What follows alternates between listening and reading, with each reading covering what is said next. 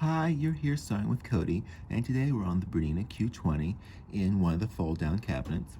And in this video, we're going to show you how to clean and oil your hook area for your Q20. So first, you want to take off your foot, just to get it out of the way. And then you want to take off your stitch plate. You take off the stitch plate just like you do on any of the other BERNINAs. So you're pressing the top right-hand corner, and this will pop it right off. And there'll be lint underneath here that you're going to want to clean off.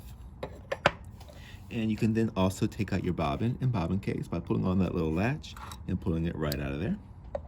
So now this is where you just use your little brush and get and clean all the lint, especially all the lint that's around the hook. So just get in here and just clean all the lint. This is something you want to do periodically. So you're going to want to get in here, especially depending on what type of batting you're working with, what type of thread especially you're working with. If you work with a polyester thread, you're not going to have as much lint, but you still have batting and all of that that will accumulate a lot of lint. So once you have all that cleaned out, and we can look in here and see it's nice and clean, we'll then take our oil pen that came with your machine. So the BERNINA oil pen. So what we're going to do is we are going to turn the hand wheel. So you'll push in the hand wheel and that allows us to rotate it. So you'll rotate it so you get to this position right here. So in that position right there, you'll see those two little dots, basically. But what we're really looking for is that ridge right there, that ridge. That's where BERNINA wants you to put a drop or two of oil right there. And that's it.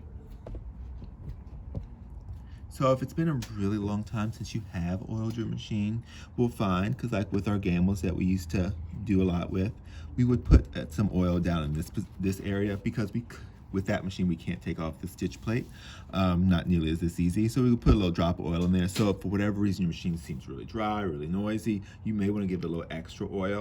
It's, in my opinion, it's better off to give it a little bit more oil than not enough oil. So once you have all that done, we could then go ahead and put our bobbin and bobbin case back in, and then attach our stitch plate, and then we're good to go. So that's all you really need to do when it comes to cleaning and oil your hook area with the Q series. All right, well, hopefully that answers any of your questions, and happy quilting.